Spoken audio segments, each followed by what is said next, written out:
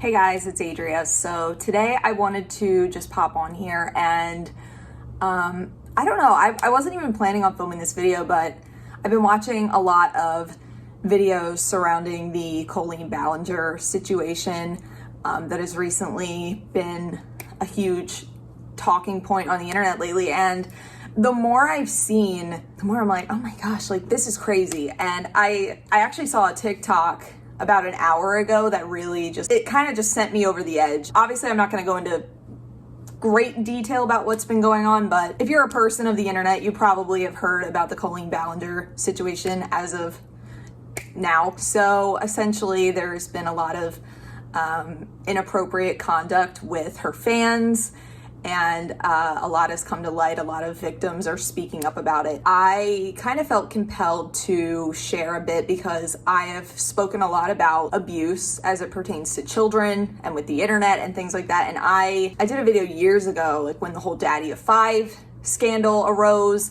There's just always something about kids and the internet and adults profiting while children are hurting behind the scenes. And it just doesn't sit well with me. So I just wanted to give a little bit of my perspective and kind of where I stand. And I'm not really going to speak about the victims and their stories and all that. But if you haven't and would like to know more about the situation, I would suggest to go watch Adam McIntyre's series that he did on this, how he was personally victimized by Colleen Ballinger. And so, you know, I definitely don't want to put like words in anybody's mouth of things that have happened. So if you want to investigate this further for yourself, that is where you could do that. I actually recently started watching the Colleen and Trisha podcast. I hadn't seen a video of Colleen's in probably I remember watching a bit of Miranda Sings like in my first apartment, and I was like in my early 20s. I remember I watched a bit of her Netflix show as well, and I didn't really find it all that entertaining. And recently I watched their podcast and I had left a comment on it, and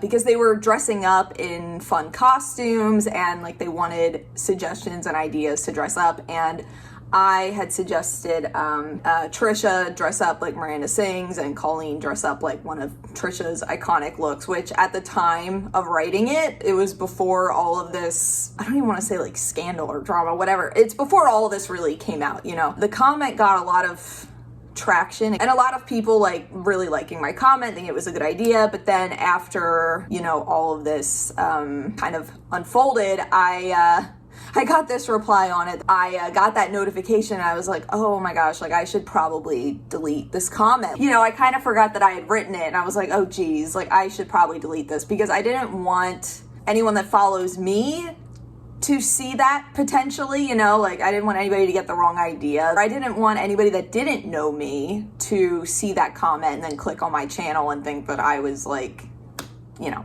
So I deleted the comment. So here's this TikTok of Colleen interacting with a 13-year-old JoJo Siwa. Position split. Whoa! Did you hurt your dookie? What's a dookie? She hurts her dookie permanently. You need to protect the dookie because you're wearing pants. Have you ever taken the pants off and seen what's inside? In public, no. On the toilet, yes. And? In my own privacy, yes. And? How old are you? That's none of your business. You're never supposed to ask someone how old they are. Anyway, so I'm going to teach you how to twerk. Just not realizing your shirt says milk all over it. You do not like You drink milk?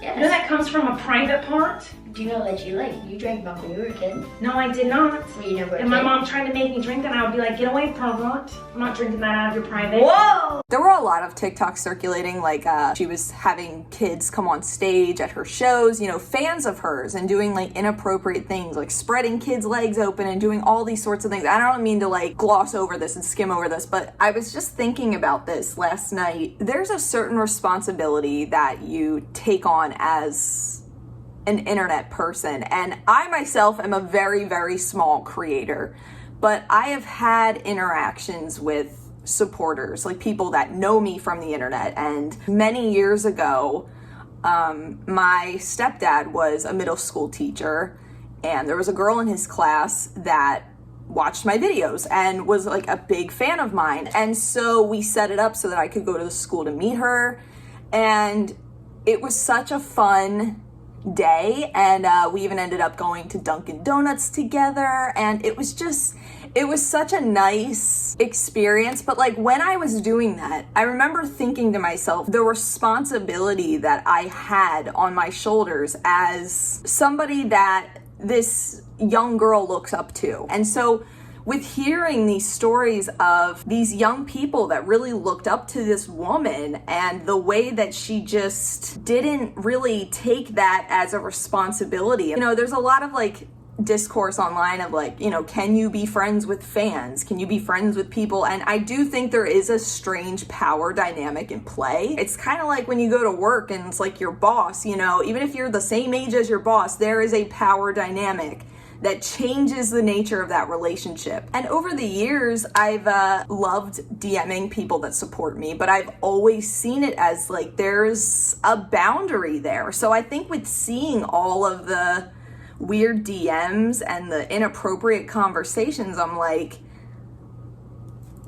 just what? That's a young person and you're acting this way with them. Like, it's just, to me, you know, the way I've always seen it is I'm a big sister, and if I remember correctly, I believe Colleen's a big sister as well, and I've always felt like young people that watch my videos, I almost view them as like in the way I would see my younger sisters, you know, and the way that I feel protective of them. And so I just can't grasp, you know, what's that saying? It's like, you can't comprehend that of which you would not commit. Here's another thing as well, is like, I see so often where these YouTubers meet fans or like fellow YouTubers, like JoJo C was a good example, and like interacted with her when she was a teenager, like a kid.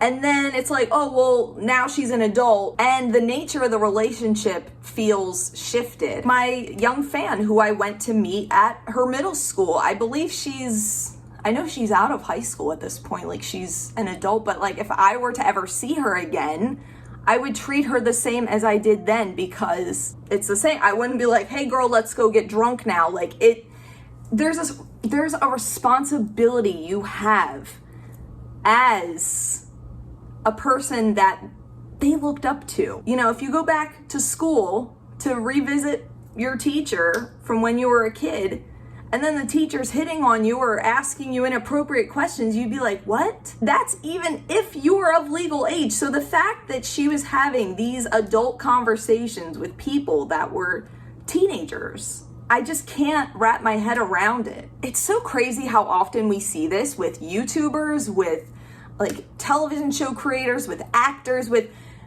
there's so many, like, I was gonna do a whole deep dive, like the creator to creeper pipeline, and it's like they get so caught up in the fame and the success and the money, they don't think anything can touch them. And that's scary to me. That is a scary prospect, that it's like you can become so deluded in success and just the narcissism of it all that you don't even think you can commit a crime at that point. Like, what? It's so disappointing to me that people that have had the luxury of turning YouTube and content creation into a full career don't take that seriously. You know, I don't even want to give the examples that I've given of myself, like with interacting with fans, is like, oh, well, like, look at what a great person I am. No, it's like, it's not even like, that's just the human thing to do. It's not even like, oh, look at what a great person I am. No, like, that's just literally the human thing that should have occurred.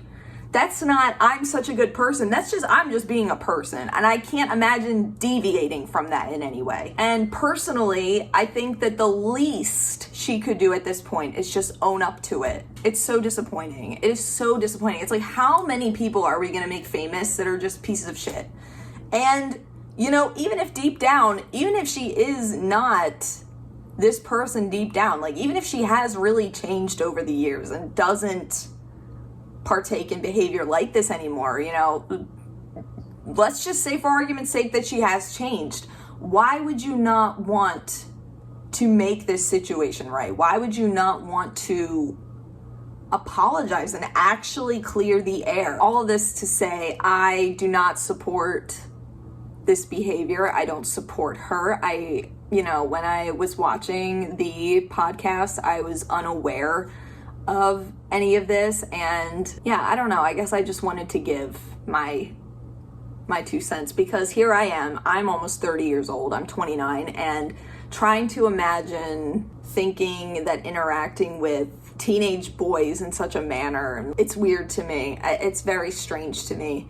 Bottom line, intentions don't always matter. The effects that they have are still the same. So whether her behavior was intended to be grooming behavior or not, the effects were still the same nonetheless. I have a few of my viewers that I DM pretty regularly, and I don't take that lightly. I don't take that responsibility lightly, and I never want to be an unsafe person for people that have given me so much, shown me so much love, so much support. I mean, one of my followers, AJ, shout out girl, like, she just got a tattoo for me. I drew her a panda and she got that tattooed on her. And so I don't think these YouTubers realize how much kids look up to them. And there was part of this, like, speaking of the tattoo, Colleen would like laugh at tattoos that, like, there was a tattoo one of her followers got, and like she would DM it around and like make fun of it to other people. And I'm just like, I cannot imagine. I can't, what? I remember years ago, this girl sent me, like, she quoted me in her yearbook. I was her yearbook quote. And to me, it is so disgusting. You're an adult, and you're gonna sit there and bully children that look up to you this much. Like, oh my gosh, I feel myself getting so hot talking about this, because this is just like, I can't. And like, listen, I'm nobody on the internet compared to her. I am absolutely nobody, right? But even on such a small scale, I do not take that for granted at all. And I am so thankful to have what I have. And just to see people like her take it so lightly, it just makes me sad. She comes across as a very unhappy person in life. And to me, it's like, if the only way you can bond with people is through inappropriate conversations and or gossip, number one, you are not a happy person. And number two, those relationships are not very meaningful to begin with, even with people your own age. So take it a step further and they're not your own age. Like, you have a lot to unpack. I really hope that she can do that. And I'm a huge believer that people can change when they put in the work and they do the work and they see the harm that they have caused. You know, forget the internet. But there's just a responsibility you have as an adult in general to not be an unsafe place for kids, and to create an unsafe environment for kids that look up to you is just really pathetic, in my opinion. I think it doesn't say much about you, and I think that makes me sad for, you know, the kids that looked up to her. And I think about, you know, myself as a teenager and like how vulnerable and how easy to manipulate you are when you're a teenager. And I couldn't imagine being in that position to fall into something like that. Yeah, the fact that she was my age and acting like that, I'm just like, what? It's just disappointing. I think there's a certain level of immaturity where you think that the only way to be funny is to be inappropriate. And I'm not trying to excuse the behavior. I'm just thinking out loud about what drives people into this. And I think that, you know, you ever meet that one person that really all they can do is like a dick joke or something?